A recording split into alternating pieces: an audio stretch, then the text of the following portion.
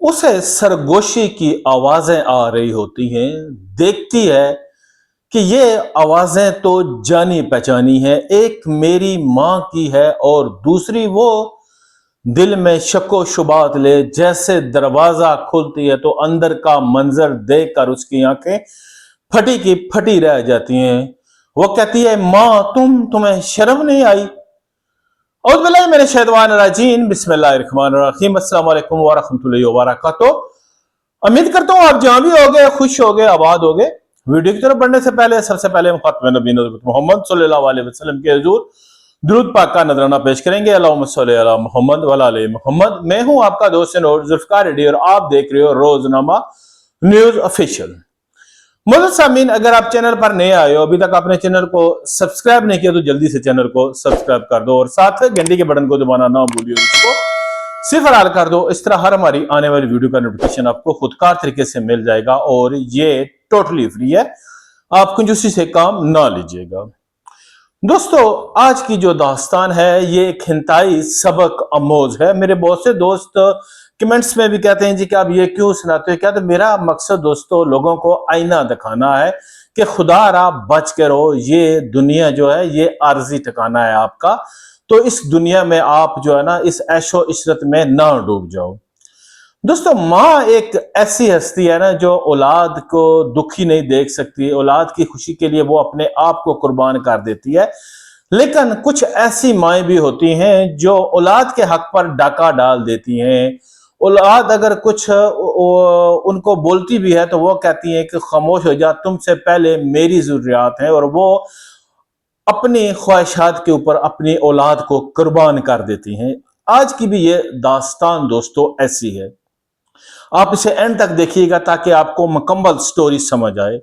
दोस्तों, ये जो दास्तान है ये ब्रेडफोर्ड से शुरू होती है। एक साजिद बट नाम का आदमी जो शादीशुदा होता है और 3 बच्चों का बाप भी होता है, वो पाकिस्तान आता है क्योंकि उसने अपनी फैमिली को अभी जो है ना वो वहां पर बर्तानिया नहीं लेकर गया था कि रीजन था या उसकी मर्जी नहीं थी। तो उसकी फैमिली पाकिस्तान में थी, तो वो तकरीबन हर 6 महीने बाद साल बाद जो है ना वो पाकिस्तान का चक्कर लगाता रहता था। इस बार जब ये साजिद बट आता है तो इसकी जो है ना नजर एक लड़की पर पड़ती है जिसका नाम मुस्कान होता है। मुस्कान जो है ना वो नई नई जवानी की दहलीज पर उसने कदम रखा है और वो जो है ना कहीं जा रही होती है। ये तहसील गुजरखान जिला रावलपिंडी की दास्तान है, इसके एक गांव की। मैं गांव का नाम नहीं लूंगा क्योंकि मेरा मकसद किसी को बदनाम करने का नहीं है। तो ये जा रहा होता है तो रास्ते पे ये जो मुस्कान होती है ये स्कूल से कहीं आ रही होती है तो उसकी नजर पड़ती है, तो वो पहली नजर में ही अपना दिल इस अपनी से 10-15 साल छोटी लड़की को दे देता है जो इसकी नॉर्मली एक कह लें कि बेटियों की उम्र की थी। तो वो उसे देखता है और ये जो मुस्कान नाम की लड़की होती है ये भी ऐशो इशरत की जो है ना इसके भी ध्यान में होता है कोई ऐसा हो, और इस चीज की ये भी रसीली होती है। और इसके बाद ये गाड़ी रोकता है, कहता है कहीं अगर जाना है तो मैं आपको छोड़ दो। इसके पास गाड़ी होती है तो गर्मी जो होती है वो शिद्दत की पड़ रही होती है, तो ये उसे कहती है ठीक है जी कि मैंने फला जगह पर जाना है। और ये उसे वहां से जो है ना इस अपने इलाके से भी आगे जाकर उसका ये कोई थोड़ा सा घर होता है तो ये वहां पर जाकर उसको ड्रॉप करता है और अपनी बताता है मैं यूके में होता हूँ ये वो। और उसी मुलाकात में ये उस लड़की को भी जो है ना वो दे देता है। उस जमाने में 100-150 रुपए की रकम भी बहुत ज्यादा होती थी, और ये देकर लड़की जो है ना वो फूले नहीं समाती और वो फौरन उसका जो है ना वो पैसे ले लेती है और आपस में एक तरह का इनका ये एग्रीमेंट हो जाता है। दूसरे दिन जब फिर मुस्कान को छुट्टी होती है तो वो आगे इसके इंतजार में होता है और तब उसको वो लेकर एक रेस्टोरेंट में चला जाता है। वहां पर उसको खाना वगैरह खिलाता है, चाय वगैरह पिलाता है, बातचीत होती है और दोनों तरफ से रजामंदी होती है और नेक्स्ट की जो है ना वो मुलाकात के बारे में डिस्कशन होती है। लेकिन लड़की कहती है कि मेरा स्कूल है तो मैं स्कूल से जो है ना वो छोड़ो। तो कहता है कि तुम छुट्टी ले लो, स्कूल आओ, छुट्टी ले लो, हम चलेंगे, घूमेंगे फिरेंगे, तुम्हें कपड़े लेकर दूंगा ये रोसा। और खीर वो जो होती है वो उसकी बात पे एग्री कर लेती है। दूसरे दिन आता है, वो उसको कपड़े शॉपिंग कराता है, साथ साथ वो अपने माँ बाप की जो इज्जत है लड़की वो भी तार तार कर बैठती है। और अब उसका जो है ना वो उसके जो बाप होता है वो नॉर्मली एक ठेकेदार होता है, जो पट्ठों ईट के पट्टे होते हैं वहां पर वो ठेके वगैरह लेता है। तो वो बेचारा सुबह निकलता है, शाम को आता है और घर में आकर आता है उसकी माँ को, कहता है कि मैं उससे मिलने के लिए आया था, उसका नाम सलमान भट्ट था, तो सलमान से मैं मिलने के लिए आया था, तो किधर है ये साजिद भट्ट कहता है। तो कहते हैं जी सलमान तो काम के सिलसिले में गए, आप आए बैठे उन्हें चाय पानी पिलाते हैं। और वो बात है क्योंकि उसकी माँ भी जो थी ना वो लड़की खूबसूरत थी, तो माँ भी कुछ कम नहीं थी, जिसका नाम अनायत बीबी होता है। अब ये जो है ना वहां पर आता है उसका, तो इसके बाद जो है ना वो वहां से जो कुछ देर बैठता है और चला जाता है, और दूसरे दिन कुछ दिनों बाद आता है और उसके शोर को कहता है जी कि मैं प्रोजेक्ट लगाना चाहता हूँ, मैं अपने मकान वगैरह बनाना चाहता हूँ, तो ये चीजें तो तुम मुझे बताओ क्या सीमेंट। और उसके साथ थोड़ा सा अपना एल सेलेक्ट करता है और पता चलता है जी कि दूर जिनका जो है ना वो पहले भी इनकी हाई हेलो थी। खैर दोस्तों, अब जो मुस्कान के साथ उसका जो वो मिलना जुलना शुरू होता है, और मुस्कान अपने आंखों में ये सपने से जा बैठती है जी कि मैं इस साजिद भट्ट से शादी करूंगी। और ये जो है ना इसके बाद अपनी माँ को भी कहती है जो है ना कि माँ जो है ना ये बड़ा अच्छा आदमी है वगैरह। और उधर जो है ना ये लड़की उस दिन अपने बाप के साथ कहीं गई होती है, इसकी तबीयत खराब होती है, तो वो आदमकता है साजिद भट्ट इनके घर। तो आगे इनकी माँ साहबा होती हैं, और माँ साहबा जब देखती हैं जी कि सामी इंग्लैंड की है, अच्छा मालदार इंसान है, और तब भी वो अच्छा खासा फ्रूट सेब हर चीज लेकर आता है, वो देता है। और अब माँ जी भी उसके ऊपर डोरे डालते हैं, जो खुद 4 बच्चों की माँ है और एक शादीशुदा औरत है, लेकिन वो भी उस साजिद भट्ट के ऊपर जो है ना वो अपने दिल में जो है ना वो ये रमान लेकर बैठती है। और ये बात साजिद भट्ट भी जो है ना वो जान लेता है, वो एक अच्छा खासा बड़ा जो है ना वो शिकारी टाइप का इंसान होता है, वो भांप लेता है। और अब वो उसकी माँ जीनत बीबी के साथ भी अपने जो है ना वो उसको भी एक तरह का सिग्नल देने लगता है। लेकिन मौका नहीं था क्योंकि घर पे उसके दूसरे बच्चे थे जो जवानी की दहलीज के ऊपर उन्होंने कदम रखा हुआ था, तो उनकी मौजूदगी में मजीद कोई बात तो आगे बढ़ नहीं सकती थी। लेकिन वो उसको बातों बातों में जीनत बीबी समझा देती है जी के ये मेरा बेटा फला जगह होता है, इस वक्त आता है काम पे, बेचारा भी आया ये फला, और उसको बता देती है जी कि किस टाइम पर मैं घर में अकेली होती हूँ। खैर अब जो है ना वो साजिद भट्ट जो सो चुका होता है वो ना उस मुस्कान को पता होता है और ना ही जीनत बीबी को के ये गेम क्या करने लगा है। खैर दोस्तों, किस्सा मुख्तसर ये है कि वो आता है और उसकी जीनत बीबी के साथ भी वही एक गुनाह का सिलसिला शुरू हो जाता है। अब एक तरफ मुस्कान, दूसरी तरफ जीनत, लेकिन दोनों जो थी ना वो उस मामले में बेखबर थी। माँ को इतना पता था कि जो मेरी बेटी ये बातें करती है जरूर ऐसा होगा, लेकिन माँ ने अपनी बेटी से बढ़कर अपना जो है ना वो समझा। अब उसको वो पैसे भी मिलने लगे, तोहफे तो भी मिलने लगे। कोई ये नहीं कि पहले वो भूखी थी, उसका शोर भी अच्छा कमा रहा था, उसको अच्छा जो है ना घर पर उनका मामला था। लेकिन औरत कहती है ना कि उसकी हवस खत्म नहीं होती है। और अब जो साजिद भट्ट था, जब उसका शोर काम पे होता है, बेटे बेटियां स्कूल होते हैं, और वो वहां पर आ जाता है और उसके जो पूछता है, कहते हैं जी कि मेरे शोर का जो है ये दोस्त है। अच्छा जी, अब ये मामला दो था, 1-2 बार उसके बाद मुस्कान से भी मुलाकात हुई, लेकिन मुस्कान ने कोई जो है ना वो नहीं बताया। एक दिन क्या होता है जी कि ये मुस्कान जो होती है इसकी कुछ वहां पर स्कूल में मामला होता है, तो इसकी जल्दी छुट्टी हो जाती है। ये आती है, देखती है तो घर में जो है ना वो कुछ सरगोशियां हो रही हैं।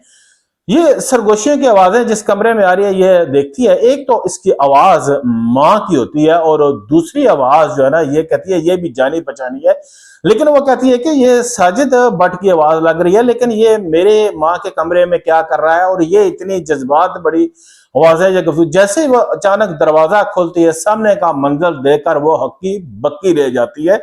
सामने उसकी माँ और वो जो साजिद भट्ट होता है वो इंतहाई नाजेबा हालात में होते हैं। वो चीखने वाली होती है, लेकिन माँ उसको चुप करने का हाथ बांध कर करती है कि चुप हो जाओ, और वो अंदर आ जाती है। और उसके बाद कहती है माँ ये तुम्हें शर्म नहीं आई। तो वो कहता है साजिद भट्ट जो है ना वो तो अपना मुंह छुपाए बैठा है, और माँ उसको जो है ना मिन्नतें तरले करती है। बाद में जब वो वहां से चला जाता है साजिद भट्ट, तो वो कहती है कि माँ तुमने क्या, मैं तो इससे अपनी शादी का जो है ना वो प्रोग्राम बना। वो कहती है तुम्हारी किस तरह हो गई, ये तो तुम्हारे बाप की उम्र का, तुम्हारी शादी इसके साथ नहीं हो सकती है। तो इस वजह से जो है ना तुम ये अपने जहन से सपने निकाल दो कि तुम्हारी शादी इससे होगी, ये नहीं हो सकता है। लेकिन जो मैंने प्लान बनाया है उसमें तुम्हारा भी जो है ना वो भला होगा और साथ मेरा भी और मेरे बच्चों का भी। उसने किस तरह, उसने कहा इससे मैं शादी करूंगी। उसने कहा किस तरह, अबू तुम्हें तलाक देंगे? वो कहती है तुम उस चीज को छोड़ो। वो क्या करती है जी कि वो ऐसा प्लान बनाती है, अपने दूसरे बच्चों को भी साथ मिलाती है और पता नहीं उनके जहन में किस तरह उनकी ब्रेन वॉश करती है जी कि वो भी बाप के जान के दुश्मन बन जाते हैं। एक दिन उसको जो है ना वो कोई ऐसी चीज पिलाते हैं, वो बेचारा जाता है भट्ठे पर और वहां पर ही गिर के जो है ना उसकी जो है ना वो डेथ हो जाती है। और कहने वाले यही कहते हैं जी कि इस औरत ने उसे चाह में कोई ऐसी चीज पिलाकर दी थी कि जो जिसकी वजह से वो उसको कोई सोच नहीं रहा, उसका जहन ऐसे हो गया और वो जाकर गिरा, वो मर गया। हर तरफ चीखचिल्लाना पड़ जाता है जी के जो है ना ये सलमान मर गया, सलमान मर गया। अच्छा जी, अब जो है ना ये अपनी इद्दत की मुद्दत पूरी करती है और दूसरी तरफ साजिद भट्ट के साथ इसके जो थे ना वो पहले ही सारे कस्में वादे हुए हुए थे और उसने देख लिया था कि ये इतनी शातिर औरत है, अगर मैं इसको धोखा दूंगा तो ये कल मुझे भी कहीं छोड़ेगी, कि जो अपने शोर को मार सकती है, 4 बच्चों के बाप को मार सकती है, तो मैं तो कोई चीज ही नहीं, ये कल बेटी का बनाकर, क्योंकि उसको पता चल गया था कि तुम मेरी बेटी के साथ भी और ये है, और अगर तुम मुझे मेरे साथ शादी नहीं करोगे तो तुम्हारा जो है ना वो अंजाम बुरा होगा। खैर, अब साजिद भट्ट मरता क्या ना करता, उसने कहा जी कि हाँ ठीक है। और जब इद्दत की मुद्दत पूरी हुई है उसके बाद आता है साजिद भट्ट और उसके साथ निकाह कर लेता है, बच्चे भी खुश, और उनको वहां पर ही एक घर जो है ना वो बना कर देता है जहां पर वो रहने लगते हैं। जब इसकी पहली बीवी को पता चलता है साजिद भट्ट की को, तो वो चीख चहाड़ा मचाती है और वो उठकर अपने माँ बाप के घर चली जाती है, कहती है जा उस करो। और अब तो उसके साजिद भट्ट को क्या था, वो भी रास्ते का कांटा हट गया था और इन अपने जो थे बीवी को भी और इसके जो बच्चे हैं उनको भी लेकर जो है ना वो वहां पर चला जाता है। उसके बाद उसको क्या था, पांचों उंगलियां घी में और सर कढ़ाई में। अब माँ को पता था कि मेरी बेटी इसके साथ गलत है, इसके साथ इसका रिलेशन है, लेकिन माँ को तो चाहिए थे पौंड, और वो खुद जो है ना वो माँ की वहां पर आंखों के सामने उसके साथ वो गुलशरे मनाती थी। उसके पता था कि अब ये यहाँ से साजिद भट्ट गायब है, तो जाहिर सी बात है ये मुस्कान के रूम में होगा, और वो जो थी ना वो आराम सुकून से अपने, क्योंकि उसको तो क्या चाहिए था, उसको ऐशो इशरत चाहिए थी, पौंड चाहिए थे, और ये सिलसिला चलता ही रहा। लेकिन दोस्तों होता है ना कि आखिर कब तक ये मामला चलेगा, कब तक जो है ना ये चल सकता था। और आखिरकार क्या कहती है कि उसको साजिद भट्ट को एक दिन कि साजिद आप आ जाए, मामला जो है ना वो हो गया है। सब कह रहे हैं कि मैं अपनी बेटी की शादी क्यों नहीं करती है, जो है ना 22-23 साल की हो गई है। तो सारे बातें बनाते हैं और सारे जो है ना वो तुम्हारे ऊपर इल्जाम लगाते हैं कि ये इसके साथ तलाक है। तो साजिद कहता है फिर क्या सोचा है। खैर, उसके बाद क्या होता है कि वो मुस्कान को डोले में बैठाकर जो है ना वो भेज देती है और एक शिकार ढूंढती है जो उसको कबूल कर लेता है। मामला ये होता है कि अब भी जब भी साजिद भट्ट का दिल चाहता, मुस्कान तो उसके आगे हाजिर ही हाजिर थी और जीनत बीबी उसके घर में थी, और जीनत बीबी के बातन से भी उसके बच्चे हुए हैं सियाज भट्ट के सारा। लेकिन दोस्तों उसके बावजूद जब अपनी उसकी बेटियां हो गई तब भी वो उस मुस्कान के साथ उसका ये तल्लक कायम रहा। कहने का मकसद दोस्तों ये है कि ये दुनिया फानी है, आप ऐशो इशरत या इस तरह के मामलात में अगर पड़ जाओगे तो कल आप अपने खुदावंद ताला को क्या मुंह दिखाओगे। उसको आगे जब आपका हिसाब होगा रोजे मशर, पूरी दुनिया के सामने आपका वहां पर जो है ना अमालनामा खोला जाएगा। चंद मिनट की खुशी, चंद मिनट की जो है कि आप अपने जो है ना वो पूरी आखिरत तबाह कर रहे हो। ये तो वैसे भी गुनाह कबीरा था, माँ के साथ भी, बेटी के साथ भी, उसके अलावा भी आप जो कर रहे हो वो भी गुनाह, और ये तो गुनाह कबीरा कर रहे हो। अल्लाह ताला रहम करे। मैं तो कहता हूं कि वो जो उसके बातन से जीनत बीबी के बच्चे हैं वो किस तरह जायज हैं, क्योंकि ये तो माँ और बेटी दोनों के साथ जो है ना इस तरह था, और ये तो कैसे हो सकता है। क्योंकि अगर एक कोई जो आदमी अपनी साली के साथ कुछ ऐसा मामला कर सकता है तो उसकी बीवी भी उसके लिए हराम हो जाती है। लेकिन यहाँ पर क्या है जी के जीजा और साली के अक्सर किस्से बयान होते रहते हैं, अक्सर जो है ना वाकयात सामने आते रहते हैं और फिर भी जो है ना वो चलता है। क्योंकि मसला क्या है कि हमारे जो लोग हैं वो दीनी तालीमात से दूर हैं, उन्हें पता नहीं है कि क्या क्या कानून है, क्या रिश्तों का तकद्दुस है। आप इस बारे में क्या कहते हो, अपनी कीमती राय से जरूर आगाह कीजिएगा। जिंदगी रही तो मिलेंगे फिर, तब तक के लिए इजाजत है। ओके, अल्लाह हाफ़िज़।